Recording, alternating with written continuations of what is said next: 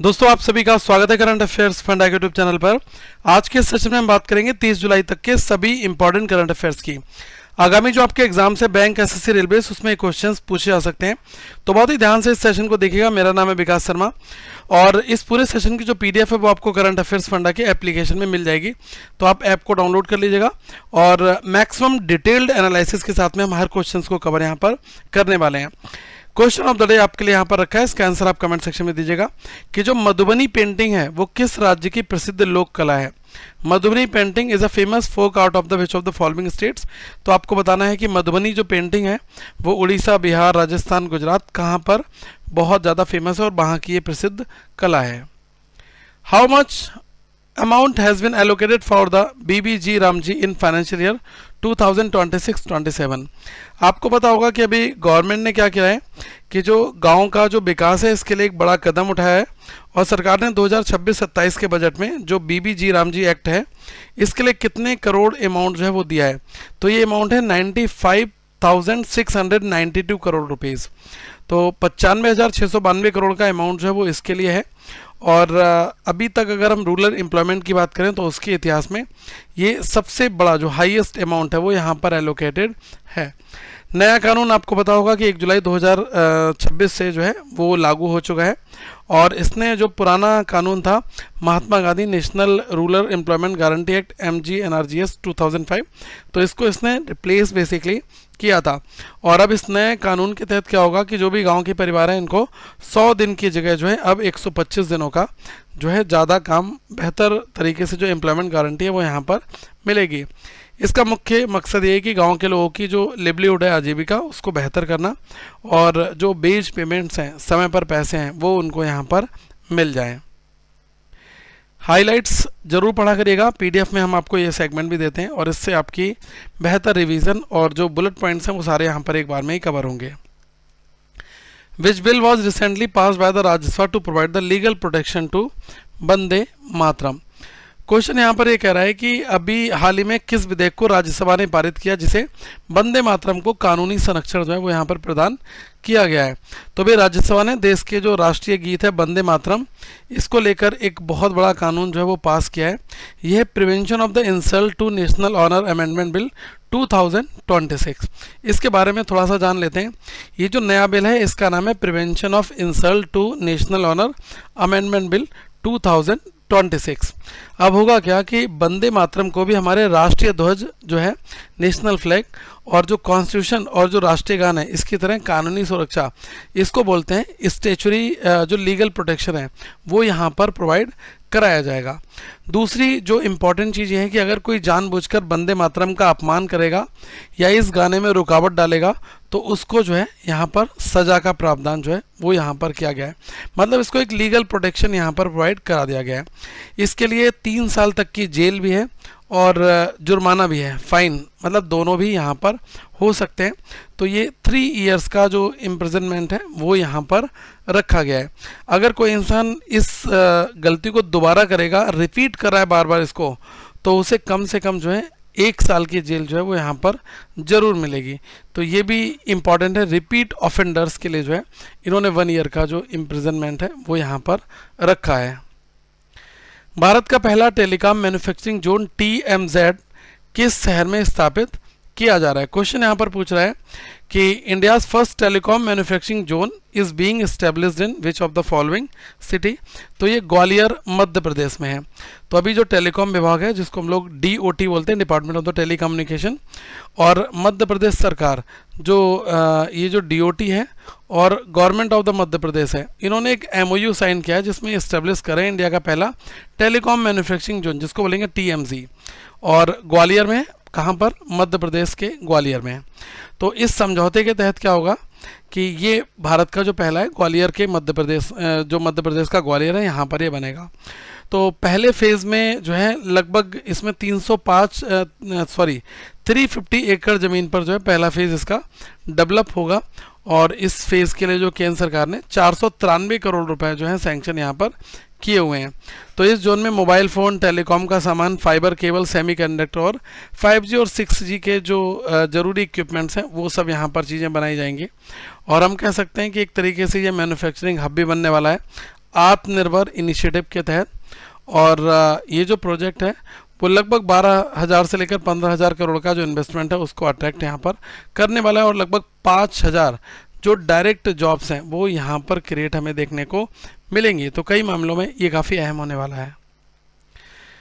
Who won the gold medal in the men's 100 meter T47 event at the Commonwealth Games 2026? Question कह रहा है कि अभी जो ग्लासगो में कॉमनवेल्थ गेम्स 2026 हो रहे हैं, तो भारत का बहुत शानदार आगाज चल रहा है और भारत ने एथलेटिक्स और पैरा एथलेटिक्स में कुल 1 गोल्ड और 4 सिल्वर मेडल यहाँ पर जीते हैं। तो जो भारत के दिलीप महादू गवित हैं, इन्होंने पुरुषों की जो T47 100 मीटर रेस होती है इसमें इन्होंने 10.71 सेकेंड्स में रिकॉर्ड बनाते हुए जो है ऐतिहासिक गोल्ड मेडल अपने नाम पर किया है। तो इनका नाम है दिलीप महादू गवित। तो ये काफ़ी अहम रहेगा। और इसी रेस में जो मोहम्मद बासिल हैं, इन्होंने भी काफ़ी अच्छा किया और मोहम्मद बासिल ने 10.83 सेकेंड के साथ सिल्वर मेडल जो है वो यहाँ पर अपने नाम किया। और मुरली श्रीशंकर की बात की जाए तो इन्होंने लॉन्ग जंप में 8.09 मीटर का जो है अपना बेस्ट एफर्ट डाला और अपने नाम पर जो है यहाँ पर सिल्वर मेडल किया है। ठीक है, तो इनको भी जो है यहाँ पर सिल्वर मेडल जो है वो यहाँ पर मिला है। इसके बाद बात आ जाती है गुलबीर सिंह की। इन्होंने 10,000 मीटर की रेस में जो है हरजिंदर कौर ने वेट लिफ्टिंग 69 kg में शानदार प्रदर्शन करते हुए सिल्वर मेडल जीते हुए हैं। तो ये दोनों नाम यहाँ पर इम्पॉर्टेंट है, सिल्वर मेडल और सिल्वर मेडल के साथ में। ठीक है, तो ये वेट लिफ्टिंग में है और ये इंडियन एथलीट है यहाँ पर, जिनका नाम है Gulbir Singh. Who has been appointed as the new chairman of the Procter and Gamble? Question यहाँ पर ये कह रहा है कि अभी रिसेंट में प्रॉक्टर एंड गैम्बल के बोर्ड में नए अध्यक्ष की नियुक्ति जो है किसकी की गई है? तो भारतीय मूल इंडियन ओरिजिन के बड़े एग्जीक्यूटिव शैलेश जेजुरकर। तो ये जो शैलेश जेजुरकर हैं इनकी नियुक्त की गई है और इनको जो है प्रॉक्टर एंड गैम्बल का नया चेयरमैन यहाँ पर जो है नियुक्त किया गया है। अब दूसरी चीज़ क्या है कि इनको जो ये अपॉइंटमेंट जो जिम्मेदारी मिली है वो 1 अगस्त 2026 से होने वाली है और जो है ये जॉन मोलर की जगह यहाँ पर ले रहे हैं। इनसे पहले जो है जॉन मोलर थे और जो रिटायर्ड हो गए एग्जीक्यूटिव चेयरमैन, 38 ईयर्स इन्होंने इस कंपनी में यहाँ पर दिए। और शैलेश जेजुरकर जो है साल 2026 में ही P&G के पहले भारतीय मूल के CEO बने थे और अब उन्हें चेयरमैन की जिम्मेदारी जो है वो यहाँ पर मिल गई है। तो ये अपने आप में काफ़ी इंपॉर्टेंट होने वाला है। Recently, which global rating agency projected a 9% growth in Indian corporate revenue for financial year 2027? Question कहा गया है कि अभी रिसेंट में कौन सी जो रेटिंग एजेंसी है जिसने भारतीय कंपनियां जो इंडियन कॉर्पोरेट्स हैं इसकी कमाई को लेकर एक अच्छी भविष्यवाणी की है और 9% की जो वृद्धि है उसका अनुमान लगाया। तो ये है फिच की जो रेटिंग्स हैं। तो फिच ने यही कहा है कि 2027 जो फाइनेंशियल ईयर 2027 है इसमें जो देश की कंपनियां हैं इनकी कुल एग्रीगेट रेवेन्यू है इसमें लगभग 9% की बढ़ोतरी हमें देखने को मिलेगी। इस ग्रोथ के पीछे जो है देश की अंदर की जो मजबूत मांग है, स्ट्रॉन्ग डोमेस्टिक डिमांड है और जो इकोनॉमिक ग्रोथ है वो यहाँ पर काफ़ी अच्छा है। यही मेन यहाँ पर रीजंस यहाँ पर बताए गए हैं। और ये जो तरक्की है वो मुख्य रूप से जो इंफ्रास्ट्रक्चर, मैन्युफैक्चरिंग, पावर, टेलीकॉम और जो कंज्यूमर बिजनेसेस हैं इसमें ये चीज़ देखने को मिलेगी। फिंच का ये भी कहना है लोगों द्वारा खर्च बढ़ाना है, जो प्राइवेट कंजप्शन है और सरकार के जो खर्च हैं, गवर्नमेंट के जो कैपेक्स हैं और निवेश से जो है कंपनियों के मुनाफे को यहाँ पर काफ़ी ज़्यादा स्ट्रॉन्ग जो है पॉइंट मिल रहा है। In which financial year 2025-26 India's total export scaled to what record level? वित्त वर्ष 25-26 की अगर आप बात करोगे तो इसमें भारत का कुल निर्यात, टोटल एक्सपोर्ट जो है वो बढ़कर किस लेवल पर पहुंच गया है? तो यह 863.1 US बिलियन डॉलर का। क्वेश्चन कई मायनों में काफ़ी अहम भी है क्योंकि भारत का जो कुल जो निर्यात है, टोटल एक्सपोर्ट है, इसने जो है वित्त वर्ष 2025-26 में अब तक का सबसे बड़ा जो ऑल टाइम हाई है वो यहाँ पर दिखाया है। तो इस रिकॉर्ड कमाई में जो है जो मर्चेंडाइज एक्सपोर्ट है उससे 441.18 बिलियन US डॉलर की जो है यहाँ पर काफ़ी ज़्यादा मजबूती दिखी है। और अगर हम बात करें जो सर्विसेज एक्सपोर्ट्स हैं तो उससे 421.3 अरब डॉलर की मजबूत हिस्सेदारी जो है वो यहाँ पर देखने को मिली है। तो गवर्नमेंट ने अभी संसद में बताया कि यूएई, ब्रिटेन, ऑस्ट्रेलिया, ओमान और जो ईएफटीए हैं, ऐसे देशों के साथ में जो अभी फ्री ट्रेड एग्रीमेंट से भारतीय बाज़ारों को काफ़ी ज़्यादा एडवांटेज और बेनिफिट यहाँ पर देखने को मिला है। तो जो एफटीए है, इसकी वजह से जो कपड़े हैं और जो चमड़े हैं और जो रत्न हैं, ज्वेलरी है, तो और जो साथ में कृषि उत्पाद हैं, ऐसे क्षेत्रों में काफ़ी ज़्यादा तेज़ी हमें देखने को मिली है। तो ये अलग अलग marine products, handicraft, carpet, jewellery, James, leather, तो इन सब में जो है काफ़ी अच्छी खासी जो ग्रोथ है वो देखने को यहाँ पर मिली है। और भारतीय जो एक्सपोर्टर्स हैं, इनके द्वारा सर्टिफिकेट ऑफ जो ओरिजिन है, तो इसका ज़्यादा इस्तेमाल करना ये दिखाता है कि जो अब बिजनेसेस हैं और जो बिजनेसमैन हैं, वो इन व्यापारिक चीज़ों का जो है पूरा लाभ यहाँ पर उठा रहे हैं। Recently which senior Indian batter and the former captain announce his retirement from all the format of the Indian international cricket. तो अभी क्या हुआ है कि भारत के कौन से बल्लेबाज ने जो है अंतर्राष्ट्रीय क्रिकेट के सभी प्रारूप से संन्यास लेने का अनाउंसमेंट कर दिया है। तो इनका नाम है अजिंक्य रहाणे। अजिंक्य रहाणे ने जो है अब इंटरनेशनल क्रिकेट से संन्यास लेने का अनाउंसमेंट कर दिया है और लगभग जो है काफ़ी अच्छा इनका रिकॉर्ड रहा है। 15 साल इन्होंने क्रिकेट को दिए और अगर इनकी बात की जाए तो इन्होंने 2013 में अपना इंटरनेशनल डेब्यू किया था और भारत के लिए जो है अच्छे खासे लगभग आप देखेंगे 85 टेस्ट मैचेस खेले हैं, 90 वनडे इंटरनेशनल मैच खेले हैं और T20 फॉर्मेट खेले हुए हैं। अगर आप टोटल देखोगे तो 8,400 से ज़्यादा इन्होंने इंटरनेशनल रन्स बनाए और 15 शानदार शतक जो है इन्होंने यहाँ पर जड़े। तो भारत की जो मजबूत ढाल के रूप में इनको जाना जाता है। और सबसे जो इनकी यादगार पारी, वो आपको एहसास होगा कि 2020-21 का ऑस्ट्रेलिया दौरा था, जहां इन्होंने चोट से जूझ रही टीम की कप्तानी की और ऐतिहासिक सीरीज 2-1 से सीरीज जो है वो दिलाई थी। तो भारतीय टीम काफ़ी चोटिल हुई थी और वहाँ पर 2020-21 के दौरे पर जो बॉर्डर गवास्कर ट्रॉफी थी, टूर था जो ऑस्ट्रेलिया का, उसमें इन्होंने बेहतरीन जो कैप्टनसी दिखाई और 2-1 से सीरीज जो है वो यहाँ पर जीत कर लाए। राणे ने अपने टेस्ट करियर में बहुत बेहतरीन परफॉर्मेंस दी, 5000 से ज़्यादा इन्होंने रन्स जो है हैंडल किए और विदेशों में खेलने वाले भारत के सबसे बेहतरीन और भरोसेमंद बल्लेबाजों में इनको गिना जाता है। इसमें इनकी 12 सेंचुरीज हैं, 26 हाफ सेंचुरीज जो हैं वो यहाँ पर शामिल हैं।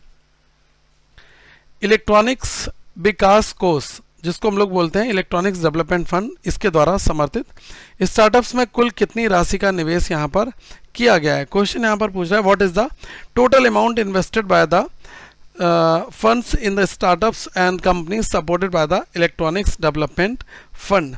तो ये है 1335.77 करोड़। तो अभी जो MEITY है, इलेक्ट्रॉनिक्स और सूचना प्रौद्योगिकी मंत्रालय, इसके तहत चलने वाले जो भी इलेक्ट्रॉनिक्स डेवलपमेंट फंड है, EDF हैं, तो EDF ने देश के जो स्टार्टअप्स हैं इनको बहुत बड़ा सहारा भी दिया है और इसमें जो फंड है वो है 1335.77 करोड़ का। तो इसका निवेश जुटाकर 128 स्टार्टअप्स और कंपनियों की जो है मदद यहाँ पर देखने को मिली है। दूसरी चीज़ क्या है कि जो EDF होता है, फंड्स ऑफ द फंड्स, तो EDF के तरीके पर ये काम करता है, जिसके तहत 30 जून 2026 तक 8 जो सेबी रजिस्टर्ड और जो डॉटर फंड्स हैं 257.77 करोड़ रुपए जो है वो यहाँ पर निवेश किए गए। तो ये जो है काफ़ी इम्पॉर्टेंट है, 8 सेबी जो रजिस्टर्ड डॉटर फंड्स के द्वारा। और इस स्टार्टअप्स ने अपने आगे की जो फंडिंग है इसके जरिए करीब 22,555.82 करोड़ रुपए वो यहाँ पर जुटाए हुए हैं और साथ में जो 373 इंटेलेक्चुअल जो प्रॉपर्टीज़ हैं IIPs, ये भी बनाई और इनको हासिल भी यहाँ पर किया है। और इस पूरी योजना का सबसे बड़ा जो फ़ायदा है वो खासकर कर्नाटका, बेंगलुरु के स्टार्टअप जो हैं उनको यहाँ पर मिला है। और ये जो फंड है वो फरवरी 2024 में अपना जो निवेश चरण है, तो इन्वेस्टमेंट फेज़ जो है वो फरवरी 2024 में अपना पूरा यहाँ पर कर चुका है और अब फिलहाल अपने पैसे निकालने यानी डिसइन्वेस्टमेंट के दौर में ये चल रहा है। भारत का पहला समर्पित सैन्य चिकित्सा विभाग कहाँ पर जो है स्थापित किया गया है। Where has the India's first dedicated department of the military medicine been established? तो ये लखनऊ में है। अभी हमारे यहाँ के जो डिफेंस मिनिस्टर हैं राजनाथ सिंह जी, तो इन्होंने जो है लखनऊ उत्तर प्रदेश के कमांड हॉस्पिटल में भारत के पहले खास department of the military medicine जो है इसका इन्होंने यहाँ पर उद्घाटन लखनऊ उत्तर प्रदेश में किया। ये जो नया विभाग है वो जंग के दौरान लगने वाले जो कॉम्बैट इंजरीज होती हैं तो कॉम्बैट इंजरीज और साथ में जो युद्ध के मैदान की चिकित्सा जो बैटलफील्ड मेडिसिन है और जो रासायनिक जैविक खतरे हैं उनको यहाँ पर ये कम करेगा। तो बहुत मायनों में ये काफ़ी इम्पॉर्टेंट यहाँ पर होने वाला है।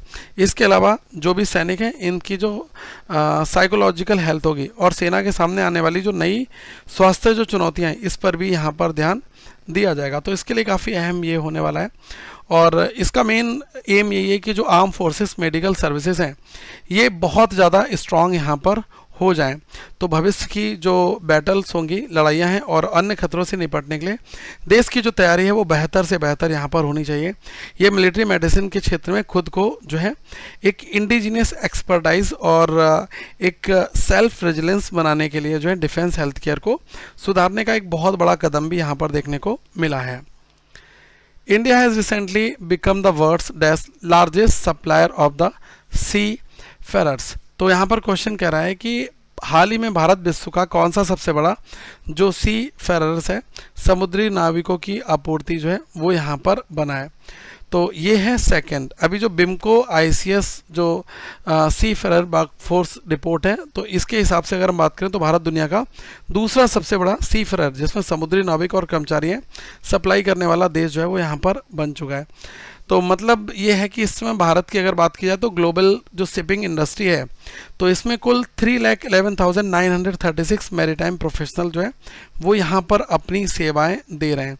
तो ये नंबर्स जो हैं बहुत ज़्यादा हाई हैं।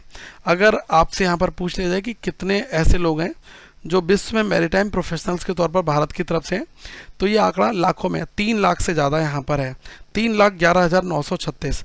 अब पूरी दुनिया के कुल नाविकों में जो है अकेले भारत की जो हिस्सेदारी है वो है 12.16%। और अभी हम लोग 2015 में 5.2 पर थे और अब हम आगे जाकर सेकंड प्लेस पर 2026 में यहाँ पर हैं। तो आंकड़े जो हैं काफ़ी बेहतर यहाँ पर देखने को मिले हैं। पिछले 10 सालों में जो है हमारी स्थिति काफ़ी अच्छी हुई है और इस रिपोर्ट में यह भी बताया गया कि दुनिया भर में जो काबिल शिप ऑफिसर्स हैं इनकी बहुत ज़्यादा कमी है, जिसे भारतीय नाविकों के लिए जो है बहुत अच्छे मौके यहाँ पर बन रहे हैं। तो जो मर्चेंट के लोग हैं वो यहाँ पर काफ़ी बेहतर सर्विसेज दे रहे हैं। तो इन सबको देखते हुए सरकार ने मिशन 20% जो है इसका ऐलान किया है, जिसका लक्ष्य है कि इस दशक के अंत तक ग्लोबल जो सी फेरर वर्कफोर्स है इसमें भारत की जो हिस्सेदारी है उसको हम लोग 20% कर लें। ठीक है, तो ये जो है काफ़ी इंपॉर्टेंट रहेगा। अब इस दशक में अगर ऐसा हो जाता है तो भारत का डोमिनेंट यहाँ पर देखने को मिलेगा। हाल ही में भारत के मर्चेंडाइज एक्सपोर्ट में कितने प्रतिशत की वृद्धि देखने को मिली है? Recently India's merchandise export registers of the growth of 15%, तो 15% की वृद्धि यहाँ पर देखने को मिली है। तो अभी जो वित्त वर्ष 2026-27 है तो इसके अप्रैल से जुलाई तक का अगर आप डेटा देखोगे तो भारत के जो मर्चेंडाइज है मतलब कि जो वस्तुएं हैं इसके निर्यात में 15% की जो शानदार ग्रोथ है वो यहाँ पर हमें देखने को मिली है। तो ये इम्पॉर्टेंट रहेगा। और दूसरी जो ज़रूरी चीज़ क्या है कि अभी जो JRD टाटा मेमोरियल लेक्चर 2026 में अभी जो है मंत्री जी ने कहा कि जो माल ढुलाई है इसके बढ़े हुए खर्चे, हार्मोज में जो स्टेट हार्मोज में जो अनिश्चितता चल रही है, कच्चे तेल व गैस बाजारों में जो उतार चढ़ाव चल रहा है, इसका भारत का एक्सपोर्ट सेक्टर जो है वो यहाँ पर थोड़ा सा मजबूत हुआ है। What was the India's merchandise trade deficit in June 2026? अगर हम बात करें कि जून 2026 में भारत का जो ट्रेड डेफिसिट है, व्यापार घाटा, वो कितना रहा है तो यह $30.43 बिलियन का। तो अभी क्या हुआ है कि जो हमारे यहाँ के ministry of the commerce and industry trade हैं तो अभी इन्होंने डेटा जारी किया जिसमें बताया कि जून 2026 में भारत का जो मर्चेंडाइज ट्रेड डेफिसिट व्यापार घाटा है वो बढ़कर पिछले 5 महीने के सबसे ऊंचे पायदान पर है, मतलब कि 30.43 जो बिलियन डॉलर का अभी देखने को मिला है। इससे पहले मई 2026 में जो ये डेटा था वो आपका था 28.21 और अब ये और भी ज़्यादा बढ़ रहा है। तो इससे पहले जो है ये आंकड़े थे और अब बढ़ रहे हैं। तो मुख्य वजह यही है कि जो इंपोर्ट से इसमें तेज़ उछाल है और मुख्य रूप से जो कच्चे तेल हैं, इलेक्ट्रॉनिक सामान है और सोने की जो बढ़ी हुई ग्लोबल कीमतें हैं उसके कारण ये हमें क्राइसिस देखने को मिल रहा है। Which state government recently signed an MOU with the हुडको for term loans up to ₹1 trillion over the 5 years for the urban infrastructure. Question यहाँ पर कह रहा है कि अभी रिसेंट में कौन सी जो स्टेट की गवर्नमेंट है जिसने अभी housing and urban development corporation जो हुडको है इसके साथ में एक बड़ा समझौता किया है। तो उस गवर्नमेंट का नाम है उड़ीसा गवर्नमेंट। तो उड़ीसा गवर्नमेंट ने हुडको की फुल फॉर्म याद कर लेना, housing and urban development corporation limited. इसके साथ जो है अभी इन्होंने 1 लाख करोड़ 1 ट्रिलियन जो है अगले 5 सालों में housing and urban infrastructure projects के लिए जो है अलग अलग राज्यों में ये एक बढ़िया MOU साइन किया गया है। और इस फंडिंग का जो इस्तेमाल है अब जो है अर्बन चैलेंज जो फंड है UCF और भुवनेश्वर कटकपुरी जो इकोनॉमिक रीजन है और मुख्यमंत्री शहरी विकास योजना MSVY इसके तहत आने वाले जो प्रोजेक्ट्स हैं इन सभी के लिए जो है वो यहाँ पर यूज़ किया जाएगा। तो इस कर्ज के पैसे से सिर्फ हाउसिंग और अर्बन डेवलपमेंट नहीं बल्कि जो लैंड एक्विजिशन में आने वाली बड़ी जो बाधा है उसको भी यहाँ पर दूर किया जाएगा। According to the IRENA's Renewable Energy Statistics 2026 report, what was the share of renewable in global electricity generation in 2024? तो अभी क्या हुआ है कि जो इंटरनेशनल रिन्यूएबल एनर्जी एजेंसी है जिसको बोलते हैं IRENA, तो इसकी जो रिन्यूएबल एजेंसी स्टैटिक्स 2026 है, तो इस रिपोर्ट के हिसाब से अगर हम बात करें तो साल 2026 में जो रिन्यूएबल एनर्जी है इसकी हिस्सेदारी ग्लोबल बिजली उत्पादन में बढ़कर जो है 31.7% जो है वो हो गई है, जो अब तक का ये सबसे विशालकाय और बड़ा आंकड़ा भी है। तो साल 2024 में जो रिन्यूएबल एनर्जी है बिजली उत्पादन में 9.8% की जो है बड़ी हिस्सेदारी यहाँ पर देखने को मिली है। और इस दौरान जो सोलर एनर्जी और जो सौर ऊर्जा सबसे तेज चलने वाला जो रिन्यूएबल एनर्जी वो सोर्स यहाँ पर आया, जिसकी उत्पादन क्षमता में सालाना अगर हम बात करें तो 29.7% का जो है ईयर ऑन ईयर ग्रोथ यहाँ पर हमें देखने को मिला है, जो अपने आप में काफ़ी बढ़िया है। और अगर भारत की बात करोगे तो साल 2025 में भारत की जो रिन्यूएबल क्षमता है वो 22.5% की शानदार बढ़ोतरी हुई, जिस कारण दुनिया के अगले जो अग्रणी ग्रीन एनर्जी है जो काफ़ी आगे कम्पिटिटिव कंपनीज हैं, तो अगर इनकी बात करें तो भारत की स्थिति जो है वो और भी ज़्यादा मजबूत यहाँ पर देखने को मिली है। Locally produce sunflower oil was recently launch in with state. अभी ज़्यादा चर्चा में है क्योंकि हाल ही में जो स्थानीय उत्पादन से जो उत्पादित सूरजमुखी तेल जो है जिसको हम लोग बोलते हैं सनफ्लावर ऑयल, वो किस राज्य में लॉन्च यहाँ पर किया गया। तो मिजोरम के जो खौजल जिला है, तो यहाँ पर जो एडिबल ऑयल के मामले में आत्मनिर्भरता बनाने के लिए जो है ये किया गया है। तो ये बहुत बढ़िया ऑयल सीड्स हम कह सकते हैं और इसका मेन उद्देश्य यही कि बाहर से जो आने वाले जो खाद्य तेल पर निर्भरता है इसको कम करना, किसानों की आमदनी बढ़ाना। और इसके इलाके में जो है फ़िलहाल अब जो है आप देखेंगे किसान जो है वो तिलहन की खेती को बढ़ावा देना चाह रहा है इसी वजह से।